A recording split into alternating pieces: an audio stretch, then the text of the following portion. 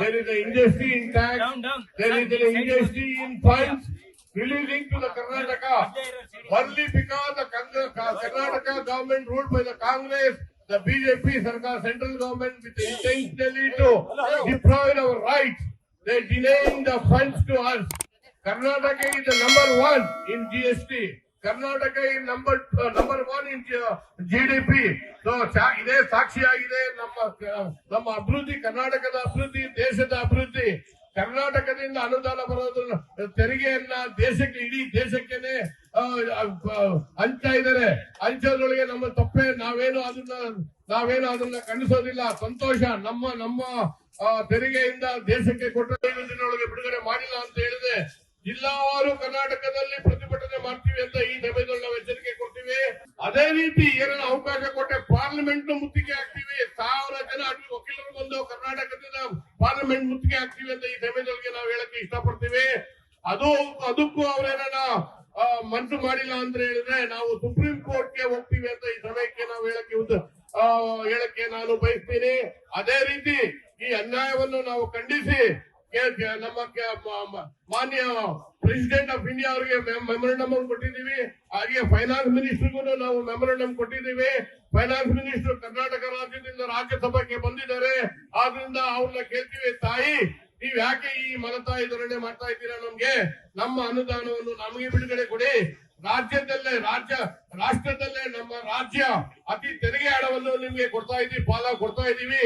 ನೀವು ನಮ್ಗೆ ಕೇವಲ ರೂಪಾಯಿಗೆ 11 ಪೈಸೆ ವಾಪಸ್ ಕೊಡ್ತಾ ಇದ್ದೀರಾ. ಅದನ್ನು ತಾರತಮ್ಯ ನೋಡ್ತಾ ಇದ್ದೀರಾ. ಯಾಕೆ ಅಂದ್ರೆ ನಾವು ಕಾಂಗ್ರೆಸ್ ಸರ್ಕಾರ ಇರೋದ್ರಿಂದ ನೀವು ಈ ರೀತಿ ಮಾಡ್ತಾ ಇದ್ದೀರಾ ಅಂತ ನಾವ್ ಹೇಳ್ತಾ ಇದೀವಿ. ಇನ್ನ ನಾವು ಈ ಅನ್ಯಾಯಕ್ಕೆ ಬಿಡೋದಿಲ್ಲ. ರಾಜ್ಯದಲ್ಲಿ ಜಿಲ್ಲಾವಾರು ಈ ಅನ್ಯಾಯದ ವಿರುದ್ಧ ಪ್ರತಿಭಟನೆ ಮಾಡ್ತೀವಿ. ನಾವು ವಕೀಲರು ಪ್ರತಿಭಟನೆ ಮಾಡ್ತೀನಿ ಅಂತ ಈ ಸಭೆ ಕೇಳಕ್ಕೆ ಇಷ್ಟಪಡ್ತೀನಿ. ತಮ್ಮೆಲ್ಲರ ಬೆಂಬಲವನ್ನು ವ್ಯಕ್ತಪಡಿಸಲು ಇವತ್ತು ನಾವು ಇಲ್ಲಿ ವಕೀಲರು ಸೇರಿದ್ದೀವಿ.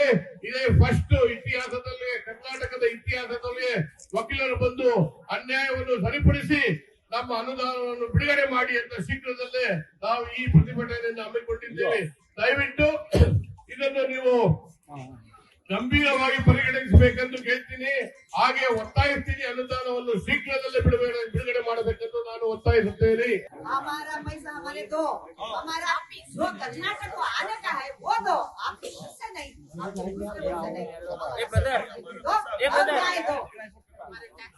ಅನುದಾನ ಹಂಚಿಕೆಯಲ್ಲಿ ತಾರತಮ್ಯ, ತೆರಿಗೆ ಪಾಲಿನಲ್ಲಿ ಅನ್ಯಾಯ. 2025-26ರಲ್ಲಿ 5 ಲಕ್ಷ ಕೋಟಿ ಕೇಂದ್ರ ಸರ್ಕಾರಕ್ಕೆ ನಮ್ಮ ರಾಜ್ಯದಿಂದ ಕೊಡುಗೆಯಾಗಿ ಹೋಗ್ತಾ ಇದೆ. ಆದರೆ ನಮಗೆ ಕೇಂದ್ರ ಸರ್ಕಾರದಿಂದ ವಂಚನೆ, ಮೋಸ ಆಗ್ತಾ ಇದೆ. ಆದ್ರಿಂದ ನಮಗೆ ಶೀಘ್ರವೇ ಬೇಕು ನ್ಯಾಯ. ಅನ್ಯಾಯದ ಹೋರಾಟ, ನಮ್ಮ ಪ್ರತಿಭಟನೆ ಬೇಕು ನ್ಯಾಯ. ಆದ್ರಿಂದ ದಯವಿಟ್ಟು ನಾವು ಕೇಂದ್ರ ಸರ್ಕಾರದ ವಿರುದ್ಧ ಈ ಪ್ರತಿಭಟನೆಯನ್ನು ಹಮ್ಮಿಕೊಂಡಿದ್ದೇವೆ. ಕೇಂದ್ರ ಸರ್ಕಾರ ಕೂಡಲೇ ಲೇಟೆಸ್ಟ್ ಹಾಗೂ ಇಂಟ್ರೆಸ್ಟಿಂಗ್ ಸುದ್ದಿಗಳಿಗಾಗಿ ಬಾಸ್ ಟಿವಿ ಕನ್ನಡ ಚಾನೆಲ್ನ ಸಬ್ಸ್ಕ್ರೈಬ್ ಮಾಡಿ. ಹಾಗೆಯೇ ಬೆಲ್ ಐಕಾನ್ ಪ್ರೆಸ್ ಮಾಡಿ. ಇದರ ಜೊತೆಗೆ ಫೇಸ್ಬುಕ್, ಇನ್ಸ್ಟಾಗ್ರಾಮ್, ಎಕ್ಸ್ ನಲ್ಲೂ ಮಿಸ್ ಮಾಡದೆ ಫಾಲೋ ಮಾಡಿ.